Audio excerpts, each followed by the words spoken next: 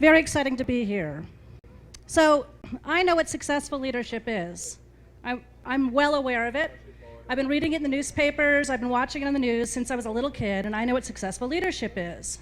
Successful leadership is a person that stands on top of a hierarchy, usually a man, sometimes a woman, usually running something like the CEO of some big corporation, and they're successful at getting wealth, power, and influence, status. That's what it is, right? Isn't that what we're doing? Isn't that the game we play? I mean, that's who's running our corporations and that's what's running our government, right? Well, we all know that's not the only kind of leadership there is. We all know that. There's other kinds of fabulous leadership out there. It's named. There's group leadership. There's something I've been calling leading from behind. There is servant leadership. But I want to talk about something very specific today, and it's a personal mission of mine, and I'm calling it female leadership.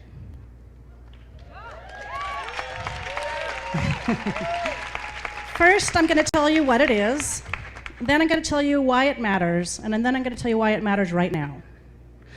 So female leadership is not about getting money, it's not about power, and it's not about status. In fact, most of the female leaders have none of those things. Female leadership, one of its main premises is nurturing. Yeah, that's nurturing. That means taking a person and giving them an opportunity to be part of a group. It means giving someone a chance to feel like they belong. It means getting a group together that works together well. There's not much room for I in that environment. It's a lot about we. In fact, it's almost always about we. And you really kind of have to check your ego at the door because there's not a lot of room for it in the room. We got people doing really valuable stuff. Female leadership is about collaboration and not competition. It's about letting everyone's voice be heard and hearing that harmony and then learning from everybody so you can make the best decisions. And also, once everyone has been invested in what that decision is, they're going to come along. They're going to be invested in what you're doing. A female leader can't just talk to their buddy and slip in the side door and say, I'm the leader now. A female leader doesn't get hired into the position. A female leader has to be accepted. They're one amongst their peers. Everybody's contribution is valuable, and if you're selected to be the person to hold the leadership position, it's an honor. Female leaders don't have time for a lot of crap. They like to get things done. For them, the marker of success is not power, money, or influence. It's reaching the goal on time, well, with passionate people, and having had a fabulous experience doing it. And also, a female leader really has to be good with people.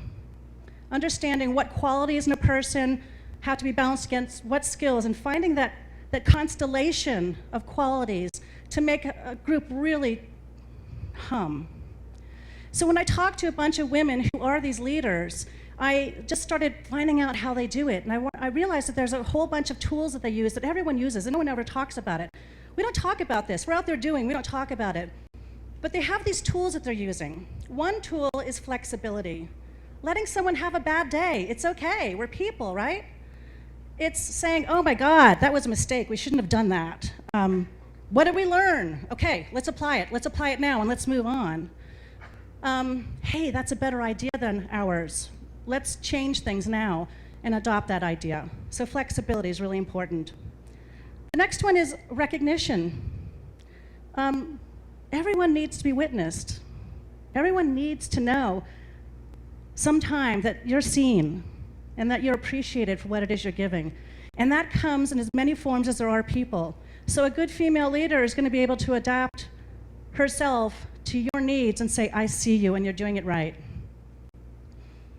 Another really important tool that we don't have enough time to really get into, and I'm going to kind of not get it right, but I hope you'll think about it, is ritual and ceremony. That's probably one we don't do so well in the default world or the real world anymore. Religion used to take care of that. We do it really well in Black Rock City. When you have ritual and ceremony, you give people an opportunity to see where they are on the timeline of what's getting done and to be able to check in and know where they fit in. It gives people a chance to sort of reflect on what's working for them and what isn't. And to celebrate together is so important. It makes such important bonding. And the last skill The last skill is also hard to talk about, and we don't have enough time for it, but it's one of the 10 principles. And it really is a game changer. It's immediacy. When you're working with a group and you give the group permission to look each other in the eye and say what you really need to say, with love and respect, of course, to acknowledge that right there and then, to be able to stand in the room and feel the room together with all of you and know you're nailing it or you're not, but acknowledge in the moment where you are, you've really upped the ante and you're really working at a higher level as a group. So that's my idea of what female leadership is. And we all know it's not only women doing this, so why am I saying it's female leadership? There's two reasons I feel like it's important to say that right now. One is that, first of all, through thinking about this, I realized two things that are truth for me, or at least answers to me. I might be wrong, but they're interesting. One is, why don't we have more women in politics? Why aren't there more CEOs that are women? Well, shoot, if you've been over here building wonderful things with passionate people and having the time of your life in a supportive environment, why would you go to this hierarchy of ego and, pursuit of, I don't know, commodification, I don't understand. I can see why a lot of women won't thrive there and wouldn't want to do it. Secondly, why don't women get paid as much as men sometimes still? I mean, that still exists. Well, if I had to go into an office once a year for my annual review and tell people how cool I was, I'd probably suck at it. And I probably wouldn't get a raise. So that default world, that real world paradigm that's hardwired into a lot of the stuff that we just know and we just do isn't working for a lot of us anymore. And we're doing it differently here.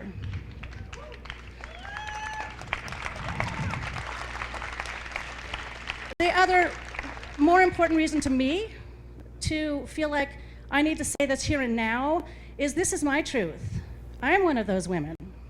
And I'm not really comfortable standing up and talking about myself like this. But in my leadership position within this organization, I feel a duty to do it for all of us. Because if you haven't noticed, Burning Man's kind of grown up. We're no longer running off secretly to do this really cool thing in the desert that we come back and hide.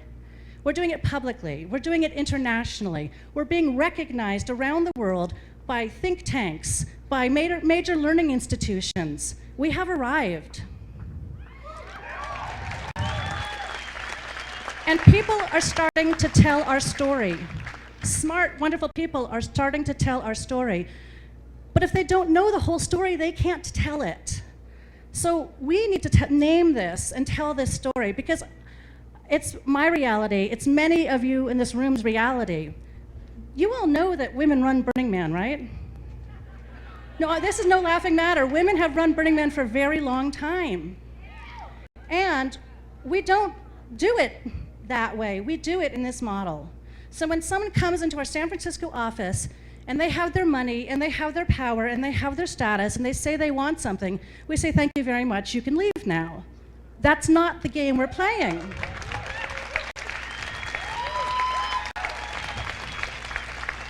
So if this story doesn't get told, we're missing an opportunity. I want to honor all the women who have very quietly been changing people's lives and making beautiful things for so many years. And I want to honor all the ones that are yet to come that don't feel like they need to talk about it. They're just out there doing it. Thank you.